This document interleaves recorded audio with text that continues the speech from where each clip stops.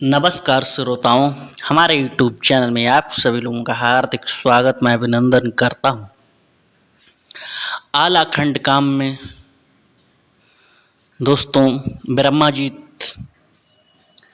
ब्रह्माजीत को किसने मारा और पृथ्वीराज चौहान का बेटा ताहर को किसने मारा, चूड़ामल को किसने मारा, लाखन कैसे मारा गया, ऊधल कैसे मारा गया, आला क्यों बचे, आइए इस आलाखंड काम में मैं आपको सुनाने जा रहा हूं। बात उस समय की है जब बेला अपने मायके दिल्ली में रह रही थी। बेला की महाअगमा पृथ्वीराज की रानी अगमा ने पत्र भेजा ऊधल के लिए, आप ब्रह्माजीत के साथ आइए और गौना बेला का करा कर ले जाइए। पत्र पहुंचता है लेकिन ऊधल को नहीं मिलता है। मामा माहिल ब्रह्माजीत को कहता है, जाओ तुम दिल्ली में जाओ और अपनी पत्नी बेला का गौना करा कर लाओ। मामा माहिल ब्रह्माजीत को अकेले भेज देता है दिल्ली में। दोस्तों, जब ताहर पहुंचता है तो ताहर से वहां युद्ध की स्थिति बन जाती है। युद्ध को देखकर अगमा रानी फिर पत्र भेजती है, कहती है ऊधल से, तुमने मेरे दामाद को मरने के लिए अकेला भेज दिया, तुमने क्या चूड़ियां पहन ली हैं, तुम क्यों नहीं आ सकते हो। अब क्या होता है श्रोताओं, जैसे ही लाखन ऊधल चलते हैं अपनी फौज सजा के दिल्ली पहुंचते हैं, बाहर से बाबा का भेष बनाकर पहुंचते हैं। चूड़ामल रोकता है, तुम कहाँ जा रहे हो। तब वो कहते हैं, मुझे नौकरी करना है, मैं राज्य से आया हूं, आपके यहाँ नौकरी करना चाहता हूं। उन्हें पहरादार बना दिया गया ऊधल और लाखन को। उधर दोस्तों बेला कहती है ऊधल को खबर भिजवा दो। ऊधल ने सुन लिया। उधर ताहर पूरी सेना एक बार ब्रह्माजीत पर टूट पड़ती है और ब्रह्माजीत मूर्छित हो जाता है। जब मूर्छित हो जाता है, अपने शिविर में आकर मूर्छित अवस्था में पड़ा हुआ था। जब ये बात उसके धर्म पत्नी बेला को पता लगी, बेला ने डोला बेला का सजा कि मुझे ले चलो, तभी कहा बेला नहीं जाएगी। बेला तुरंत बाहर निकली और पहुंच जाती है अपने स्वामी के पास, जहाँ ब्रह्माजीत बेहोश अवस्था में पड़ा था। कह रही है, स्वामी स्वामी आंखें खोलो, आंखें खोलो। ब्रह्माजीत ने कहा, तुम कौन हो। तब उसने कहा, मैं बेला हूं। तब उसने आंखें खोली कि मेरी आत्मा को तभी शांति मिलेगी जब तुम ताहर का सिर काटकर मेरे सामने पेश कर दो। ये बात जब ब्रह्माजीत ने कहा कि तुम अपनी पत्नी बेला से तुम अपने भाई का सिर काटकर मेरे कदमों में रख दो, तब मेरी आत्मा को शांति मिलेगी। अब बेला जनाने कपड़े पहनती है, मर्दाने सारी अपनी स्त्री जनाना भेष छिपा लेती है, टूट पड़ती है युद्ध के मैदान में। लड़ते लड़ते दोस्तों उसके हाथों की चूड़ियां ताहर को दिख जाती हैं। चूड़ामल को तभी पहचान लिया कि ये तो बेला है।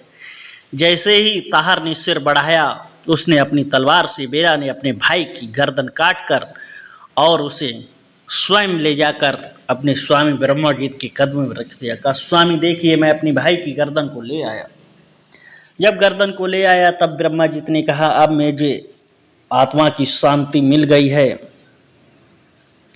फिर क्या होता है, थोड़ी देर बाद ब्रह्माजीत की भी मृत्यु हो जाती है। अब वो अपने आप में बहुत रोती है, परेशान होती है, कहती मैं ना घर की रही, ना घाट की, न मैं महोबा की रही, न कहीं की नहीं रही, मैंने अपना भाई भी मार डाला।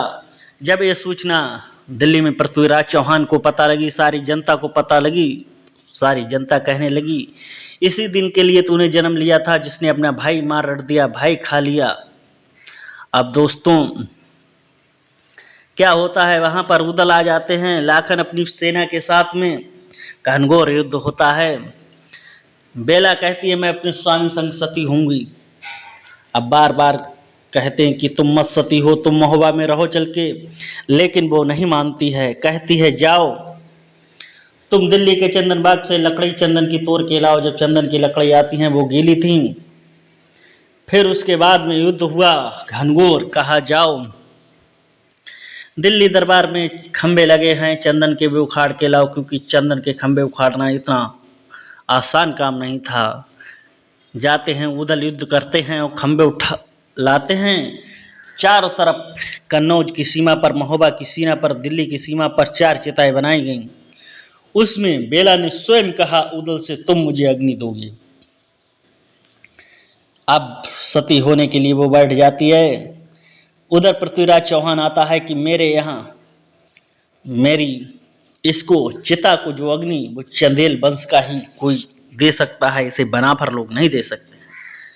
तब उदल ने कहा तुम्हें बोलने का कोई हक नहीं, जब मुझे स्वयं बेला ने आदेश दिया है कि मेरे अग्नि प्रकट करो। अब वहां पर घनघोर युद्ध होता है, बहुत भयंकर युद्ध होता है। चूड़ामल लाखन को मार देता है।